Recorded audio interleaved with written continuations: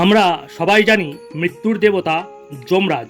আর পৌরাণিক শাস্ত্র অনুসারে এই যমরাজ মা লক্ষ্মী দেবীকে কথা দিয়েছিলেন, এই ধনতেরাসের দিন তোমার পূজার সাথে সাথে যে আমার পূজা করবে তার এবং তার পরিবারের সকল সদস্য অকাল মৃত্যু থেকে নিবারণ হবে। তাই এই ধনতেরাসের দিন নিজের এবং পরিবারের অকাল মৃত্যু নিবারণের জন্য যমদ্বীপ অবশ্যই দান করুন।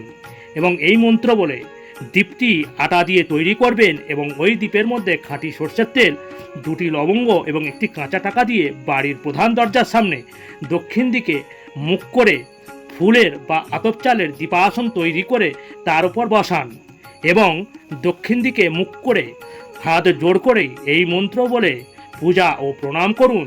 দেখবেন অনেক দুর্ঘটনা থেকে মুক্তি পাবেন, যা এই চ্যানেলের বড় ভিডিওতে সঠিক সময় এবং কিভাবে এই দ্বীপ প্রদান করবেন সবটাই পাবেন। তাই পারলে অবশ্যই এই বড় ভিডিওটা আপনারা দেখতে পারেন।